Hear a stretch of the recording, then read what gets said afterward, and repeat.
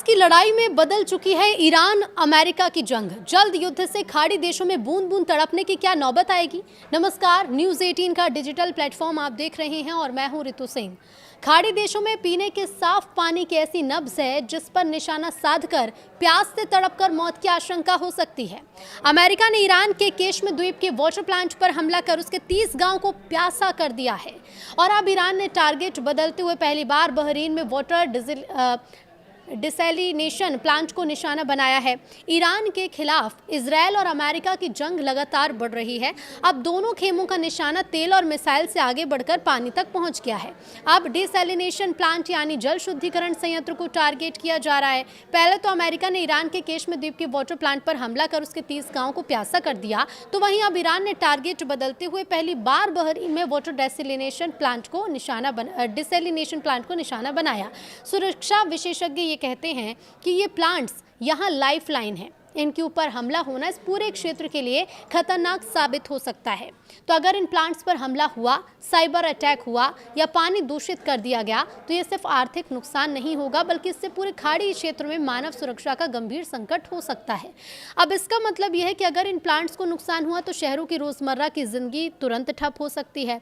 अब ये भी समझिए कि वाटर डिसैलिनेशन प्लांट क्या होते हैं और इससे पूरे इलाके में इसकी क्या जरूरत होती है और यहाँ हुआ हमला कैसे स्थिति को गंभीर बना सकता है।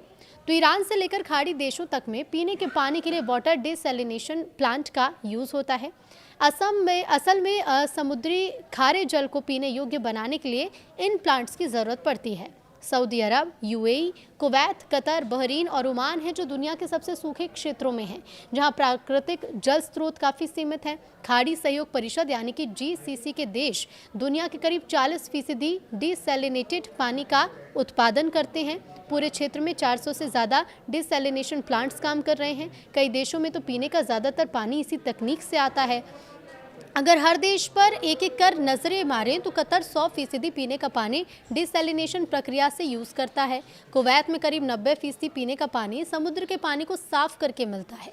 बहरीन में भी ये आंकड़ा 90% जल का है। ओमान में 86%, जबकि सऊदी अरब में 70% पीने का पानी इसी सिस्टम पर डिपेंड करता है।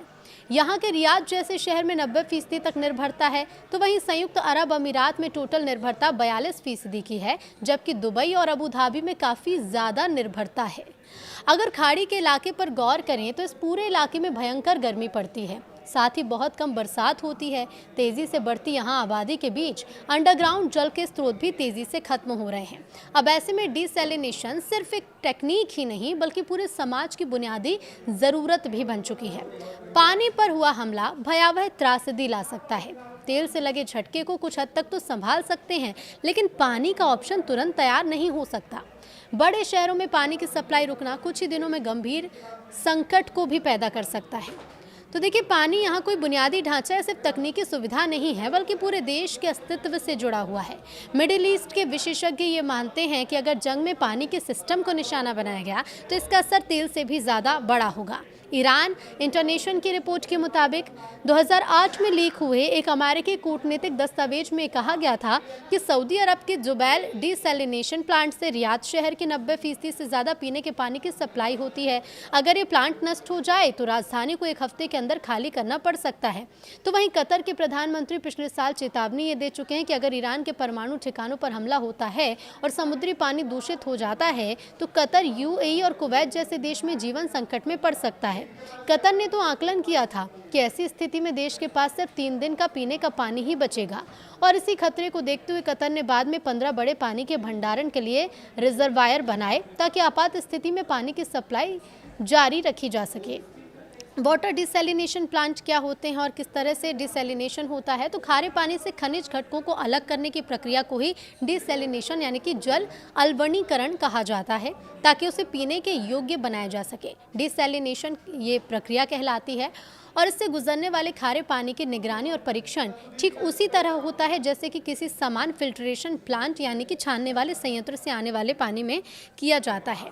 अब ये प्रक्रिया काम कैसे करती है वो भी आप जान लीजिए, ताकि आपको ये समझ में आएगा कि इससे निशाना बनाना कितना घातक हो सकता है।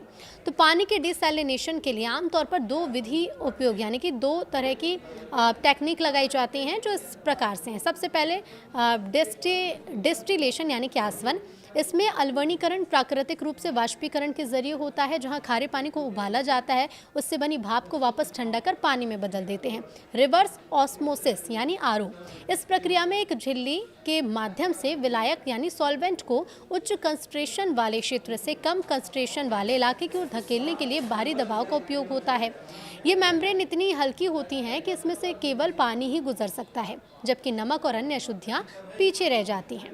वर्तमान में दुनिया के कुल पीने योग्य पानी का 1% हिस्सा डिसैलिनेशन से आता है और ये विशेष रूप से मध्य पूर्व और उत्तरी अफ्रीका के देशों में प्रचलित है।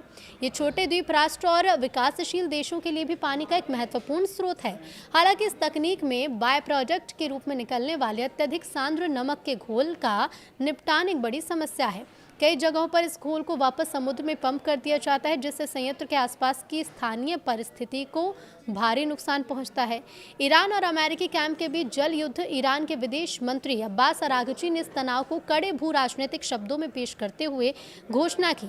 अमेरिका ने केशम द्वीप पर ताज़े पानी के अलवणीकरण संयंत्र पर हमला कर एक जघन्य और हताशापूर्ण अपराध किया। उन्होंने दावा किया कि वॉशिंगटन की इस कार्रवाई ने लगभग 30 गाँव के लिए पानी की पहुँच को बाधित कर दिया और इसे गंभीर परिणाम वाला एक खतरनाक कदम बताया।